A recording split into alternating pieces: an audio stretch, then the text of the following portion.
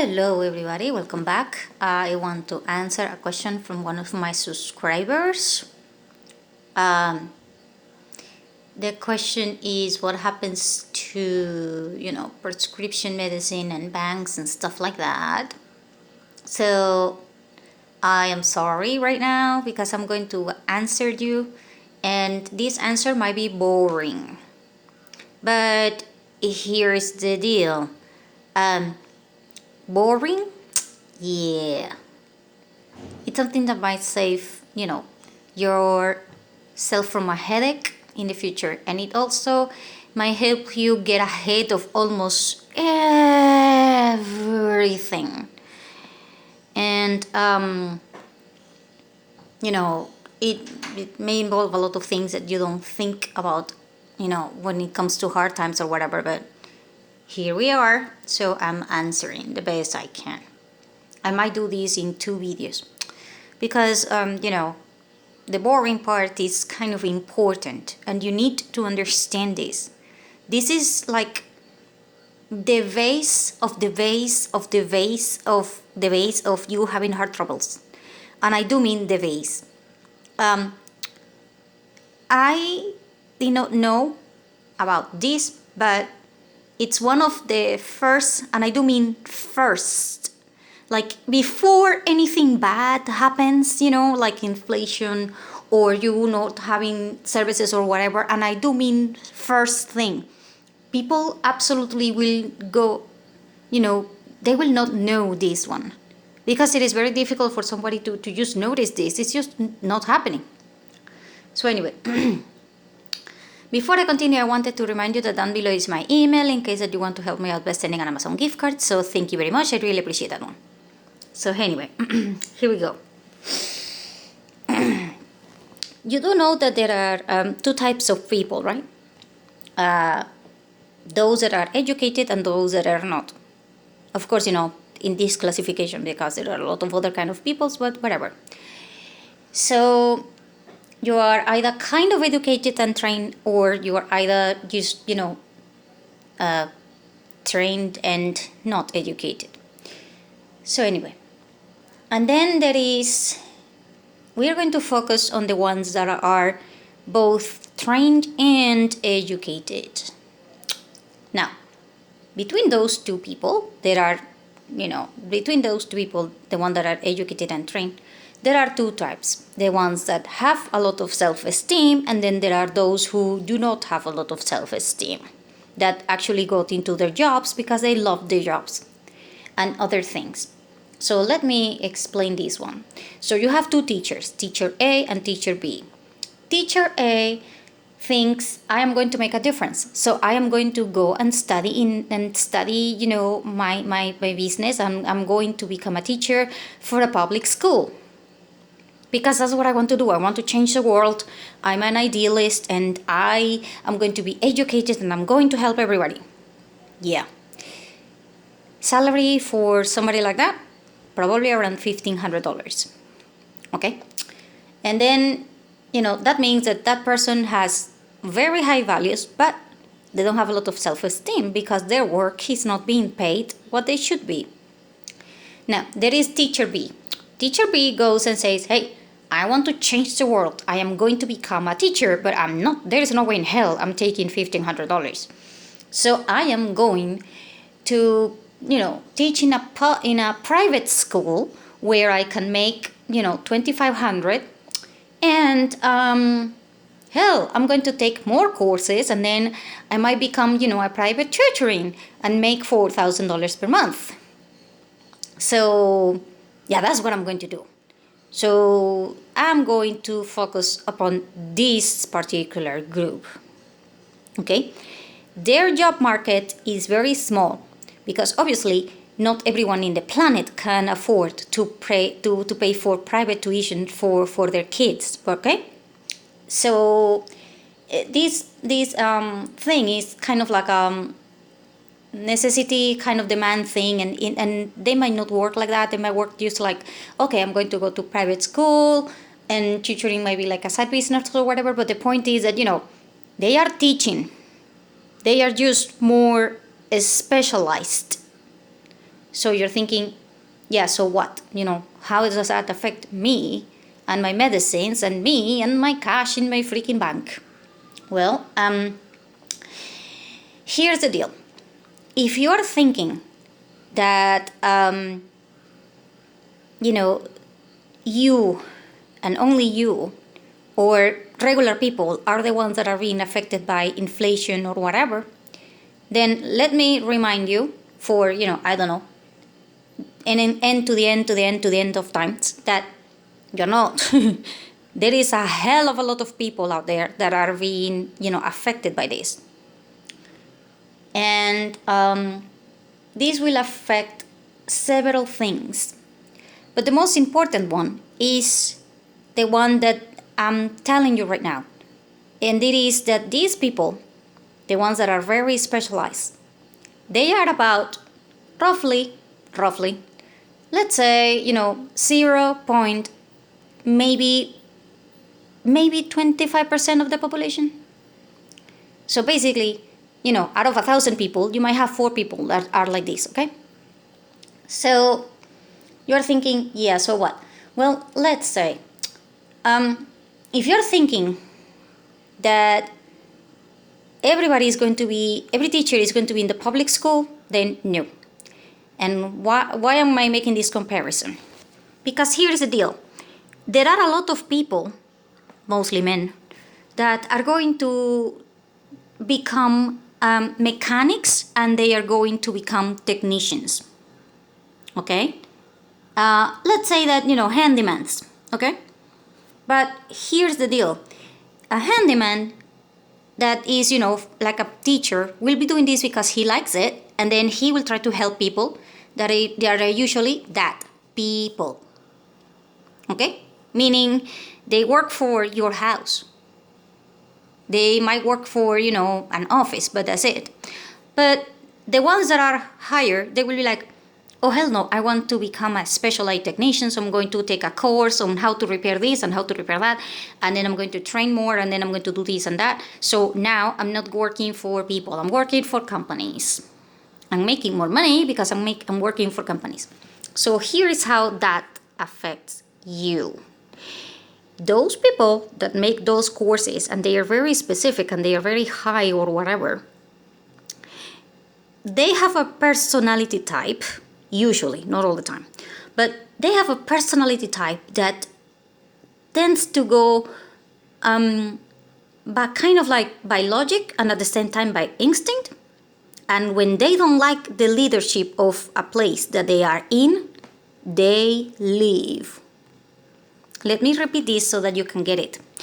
I don't care if you are in Africa, in India, in Japan, in Iceland, in my country, in the US, in Canada, in Europe, wherever the hell you are in the planet.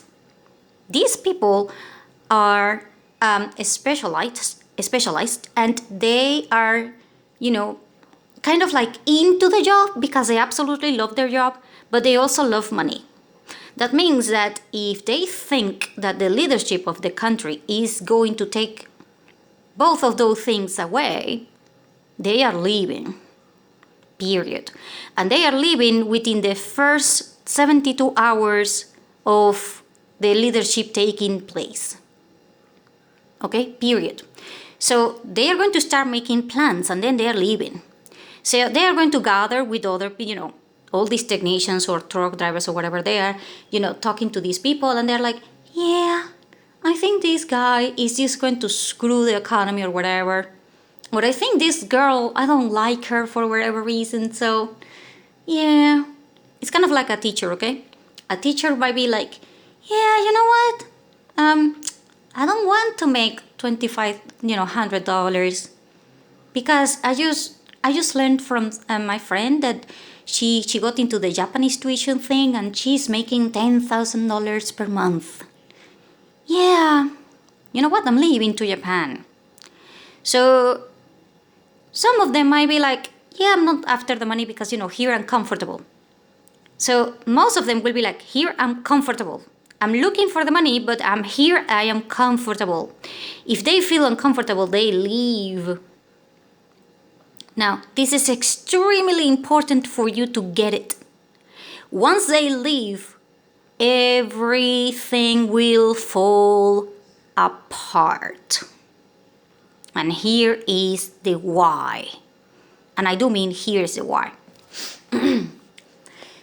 You have a refrigerator in your house.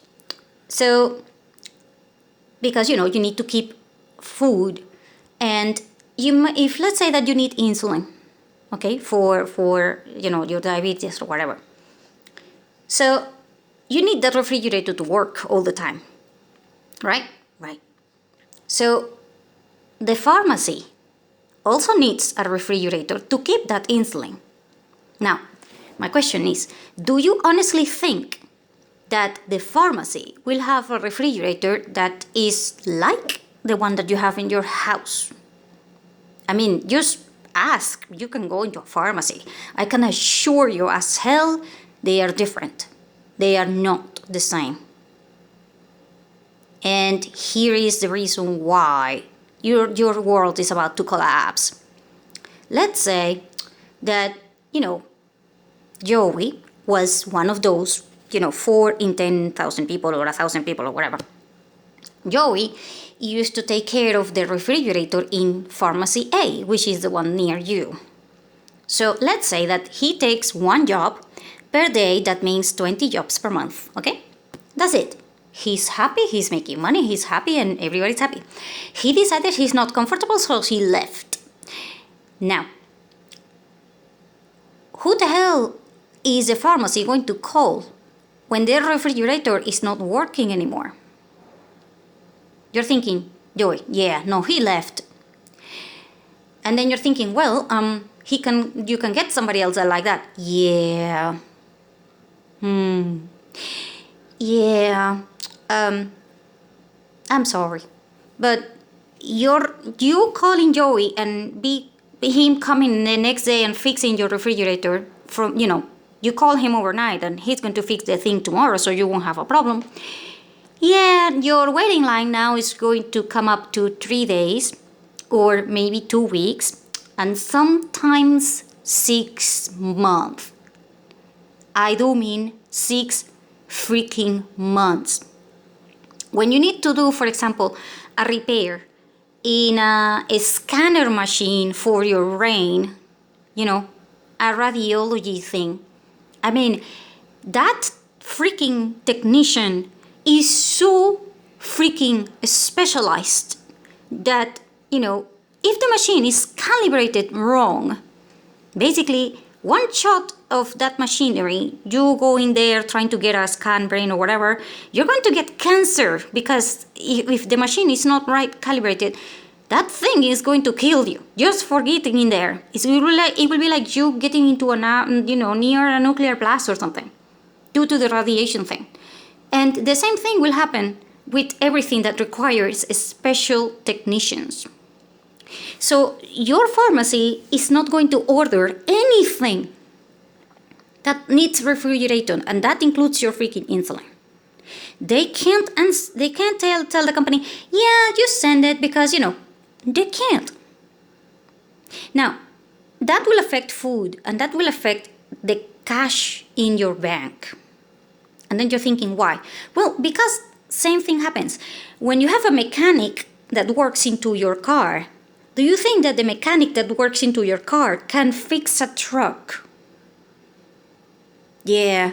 Next time that you go to the mechanic, tell him that, ask him, and then he's going to be like, what? Yeah. I'm sorry, but there is something called light mechanic and medium mechanic, and which, well, by the way, sometimes they're called just light mechanic both. And then there is heavy mechanic. Heavy mechanic means, that you're specialized in trucks and buses. And then there is marine mechanics, and there are other kinds of mechanics. And hell no, mechanics are not engineers. They are not. You can ask a mechanical engineer to fix a car, and he will be looking at you like, what the hell? I am an engineer. I am not a freaking mechanic. So you can go ahead and look for that if you want to.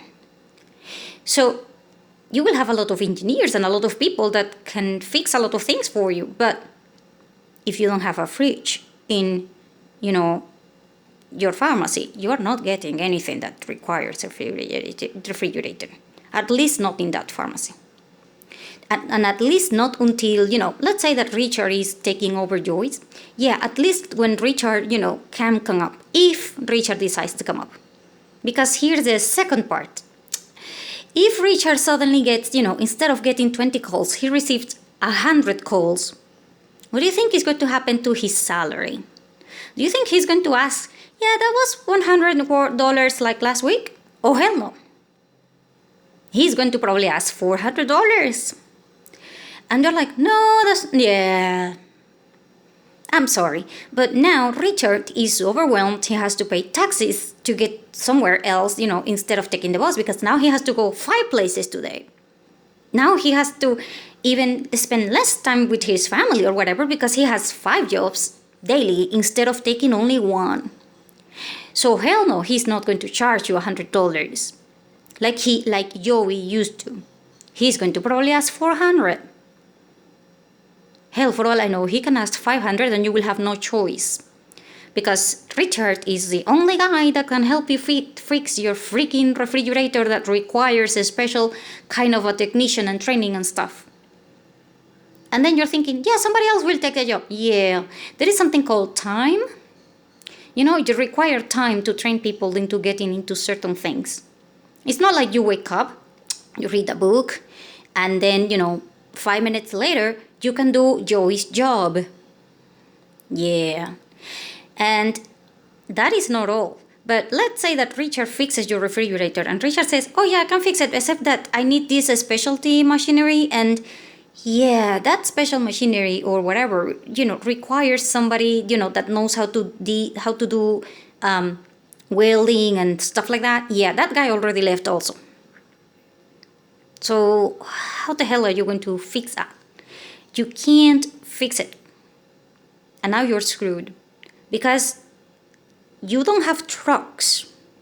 You might have truck drivers. You might have gas.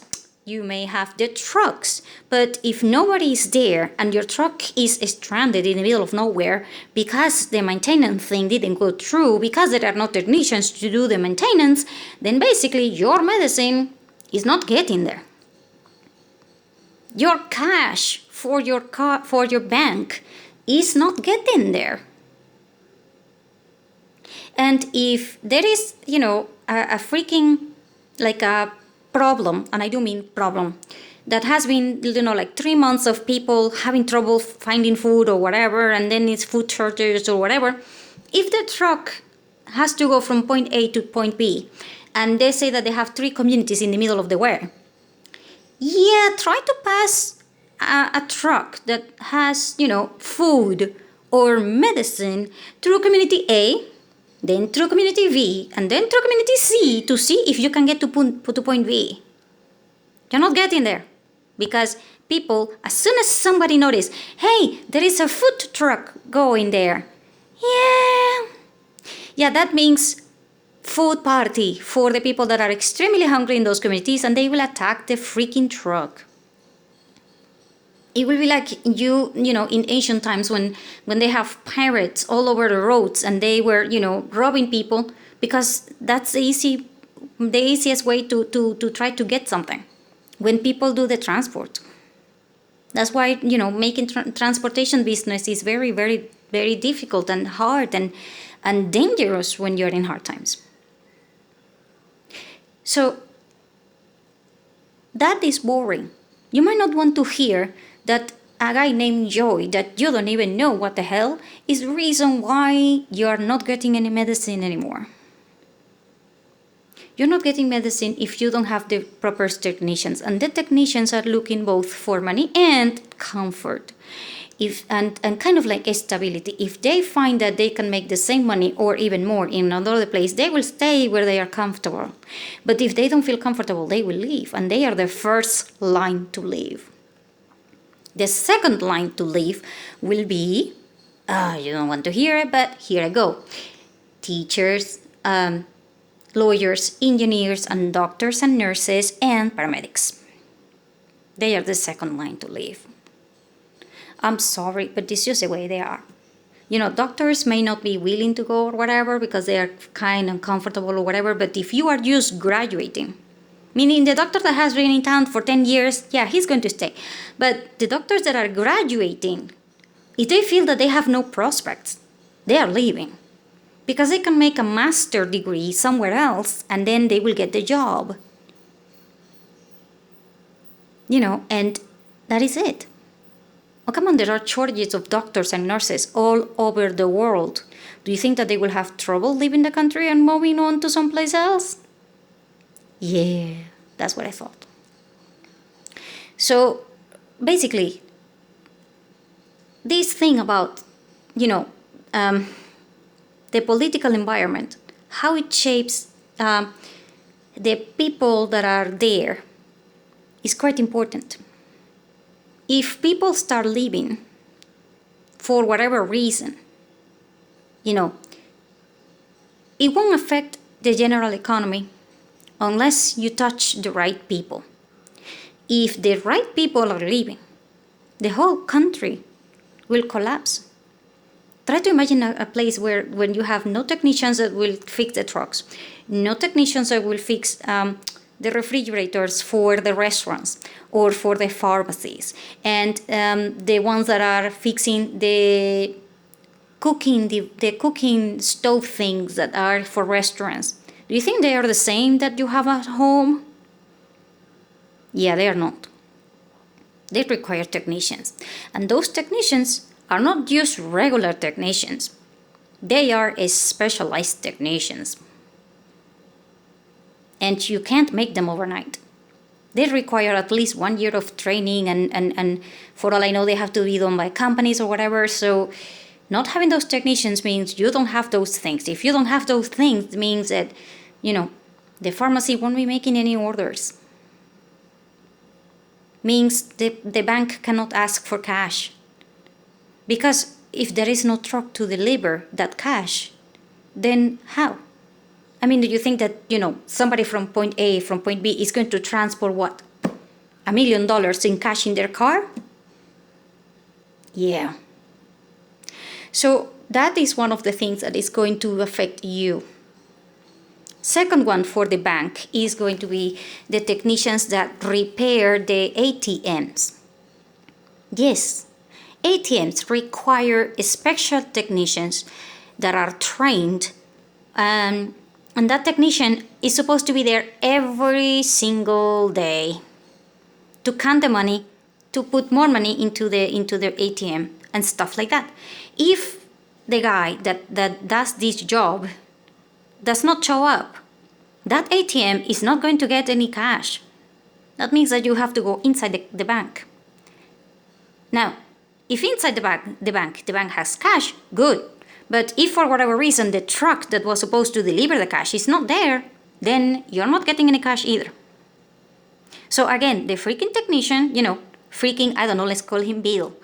Bill didn't show up to fill up the ATM, so now you won't have any cash. Why? Well, because Bill said, yeah, you know what? I'm moving to another state because I don't like my governor. Or, hell, you know what? For all I know, I'm going to just, retire. I don't have to deal with this crap anymore. And they might, because, they make a lot of money. You should ask a technician how much money he or she makes. Oh, you are going to be in for a ride. You might have a PhD, but oh hell, you have a lot of debt and you might have no money. But that technician, oh hell, that technician can blow, whatever money he wants. Because he's specialized. All the companies need him. It's not the public. It's not everybody. It's a freaking company, and they pay a lot of money because they require somebody that actually knows what the hell they are doing. Now, the second part about how these, how these two things are going to be affected is going to be by the cost of inflation. And you're thinking, yeah, inflation affects everything. Yeah, well, not everything. Inflation will affect things that are not necessarily related to your salary. but they are related to other things, and then they are going to screw you over. So let me explain this again. Okay, let's say that you go to the pharmacy. Everything is right, the technician is there, you have the money, whatever. But then you have to deal with insurance. Yes, insurance do not require technicians or anything like that, but here's the deal. You go to the pharmacy, you pick up your medicine and you leave. Now, what happens is that the pharmacy has to fill up some paperwork, and then they have to go through the channels of bureaucracy and all of that, and by the time they get the money back, it has been 3 months and sometimes 6 months. Okay? If there is no inflation and you're in Japan or whatever, yeah, they're fine. What the hell, you can get the money 1 year later and it will be okay. But let's say that you are in an inflation thing. Yeah. Do you think somebody that is in an inflation, is going to take money from you 6 months from now? Really? I mean, this money is not gaining any interest. This money is just nothing. And this money you have to actually, spend money to get it, because you have to spend money in calls, in your, in the person that deals with these things. You have to make paperwork. You have to make a lot of expenses. So basically, that pharmacy selling that medicine to you is costing them money, because they have to have, 3 paperwork done. They have to make phone calls. They have to make sure that they follow up. They have to collect the check. They have to make the transaction. They have to, check with the insurance company, check this paperwork and all of these things. And these things might seem like, yeah, it's just 10 cents or it's just $1. Yeah, during an inflation period, that's not going to work. Meaning, companies are going to start calling you, the customer, to pay up front, and then you deal with your insurance company. Because if I am going to sell you the medicine, that's because you need it, right? Yeah, but I don't need to deal with your insurance company. You do. And now, you dealing with your insurance company is going to become a nightmare. Because your insurance company is going to send you the money the latest possible, because they need to make it so that it's not so expensive for them. And then you are going to become the burden. And also, that means that if you do not have the cash to pay for your medicine right away, you're not getting that medicine. Because the insurance is not going to pay for it. The insurance is going to reimburse you. Legally, they can do that. They can tell you, hey, I'm not saying I'm not buying. I'm just saying that we will reimburse you in 3 months from now. Then you're like, yeah, but with $1 I buy something today, but tomorrow it's going to cost me $2, so I need to pay for food tomorrow. They're like, yeah, I'm sorry. By the time you give me, $1, if you give it to me in 6 months, that's going to be worth what? 25 cents or something? Yeah, the insurance company is going to be like, yeah, sorry, not our problem, not our fault. And then you are going to be dealing with that. Now, this also with the banks also means something else. It also means that they are going to have a lot, and I do mean a lot of problems. Because the credit cards, let's say that right now you can get a credit card for $2,000, no problem. It's a credit card, okay? And they give it like what? All the time? Yeah, but people are too busy now and they are paying their credit card or whatever. But the problem is that you lent $2,000 today and you're getting the interest rate or whatever. But by the time you get the money back, like the actual money, the $2,000 that you just lent, by the time you get that money, it's $800. It's worth $800 instead of the $2,000. And you were supposed to be making money out of it, and now you're losing.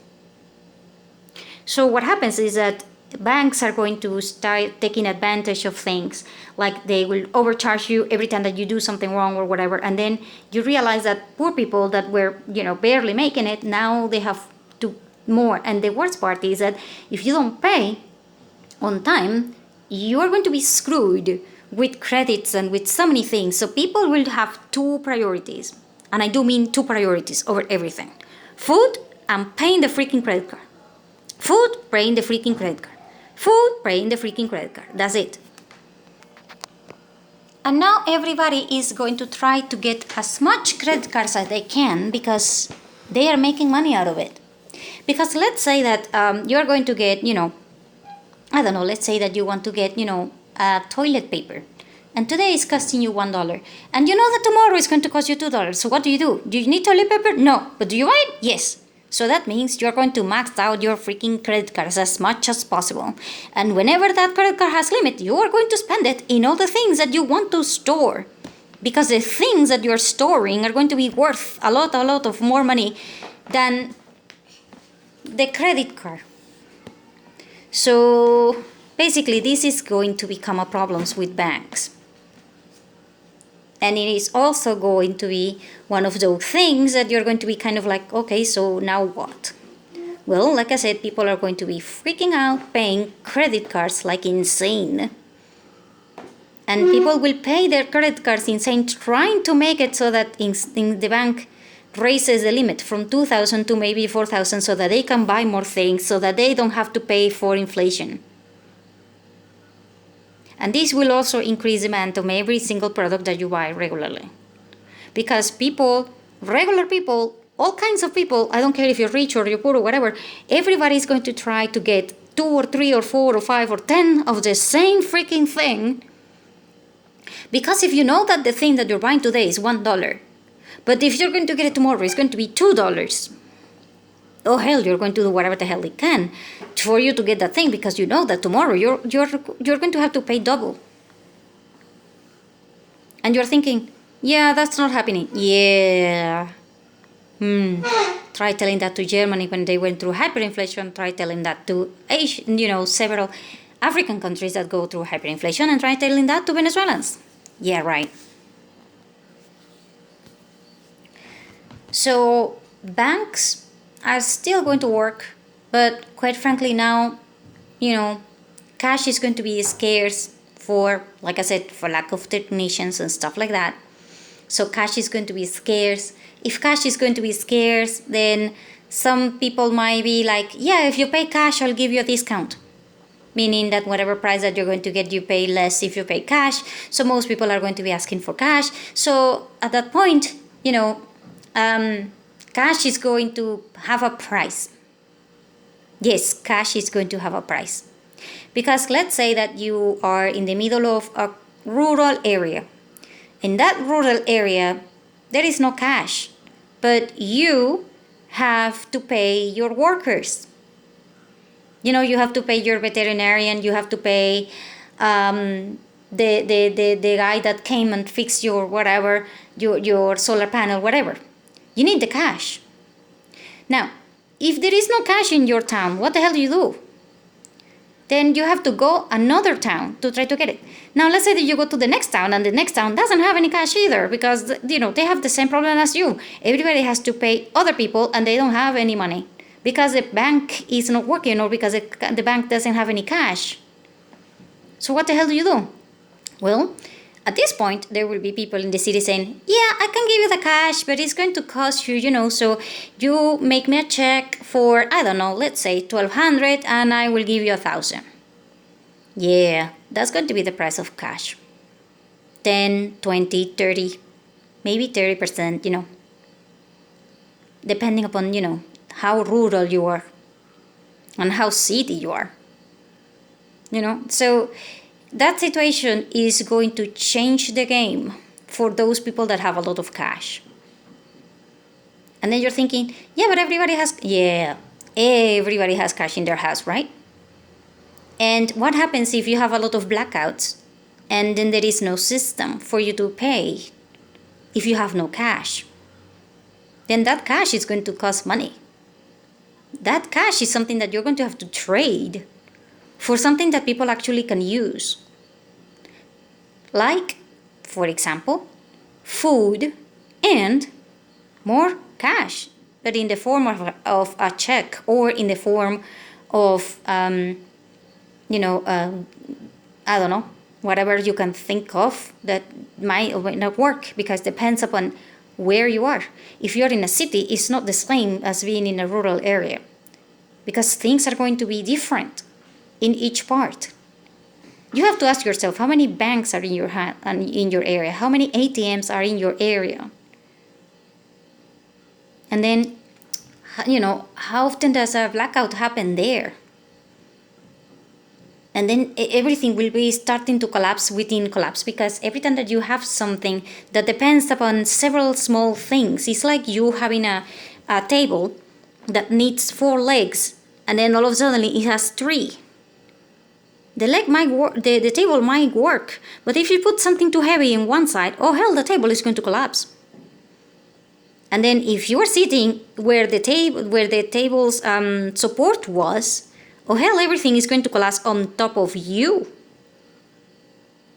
People are going to be blaming you.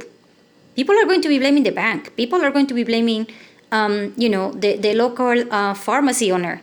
They are going to be blaming the local, I don't know, let's say pharmacy, restaurant, whatever owners, because they will be thinking that it's their fault because they are raising the prices or whatever. It's not their fault.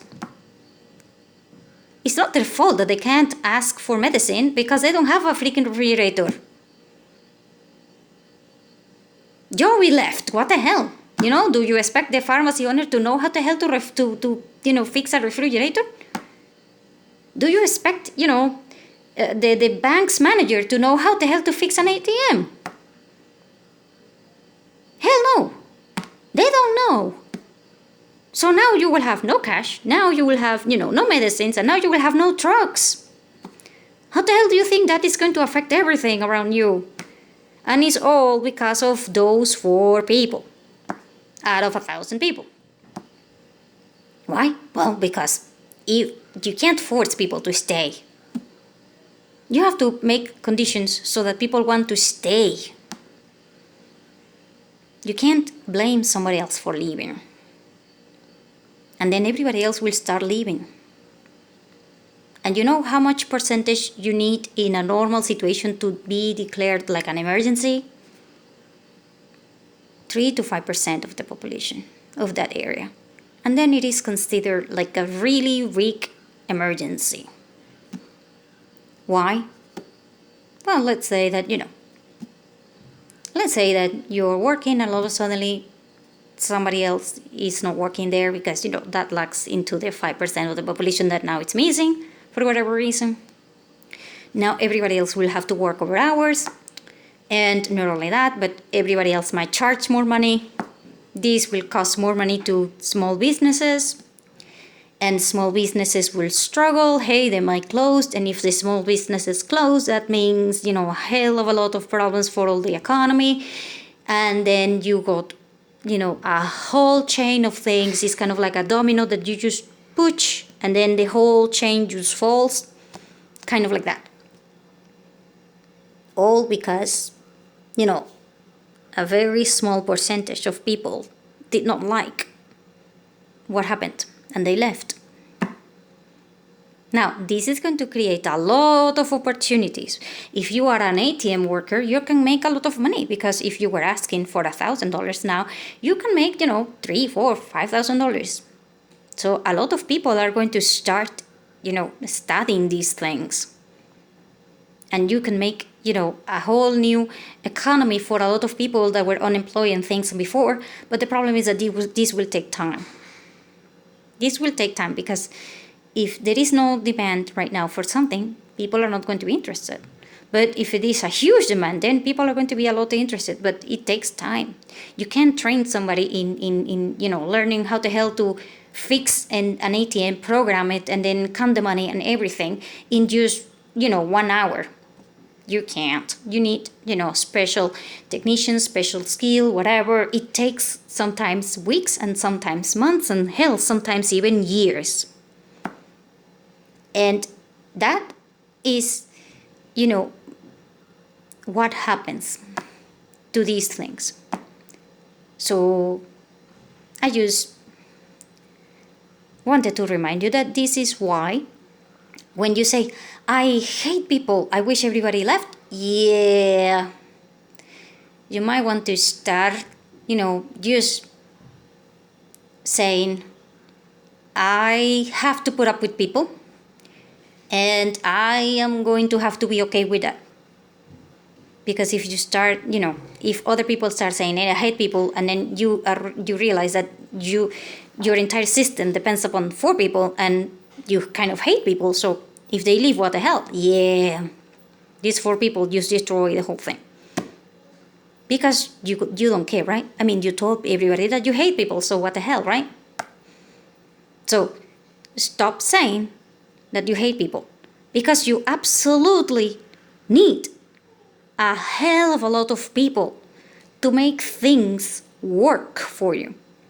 Behind you buying that medicine, it's the insurance company, the pharmacy technicians, the technicians that go into the maintenance of the trucks, the maintenance of the ATMs, the maintenance of the gas, the maintenance of the roads, the maintenance of the electrical system, the maintenance of the banking system, the maintenance of, oh hell, behind that freaking medicine is at least 400 people trying to get it and try to make it so that it gets to you.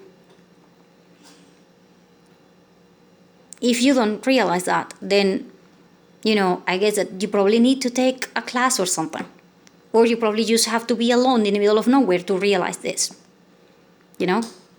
So I hope that this answers kind of like a little bit of your question, so that, and if you are an owner of a restaurant or something like that, then you really need to start thinking about this, because if you can't trust the technicians, then basically you're going to have to lose a lot of the businesses.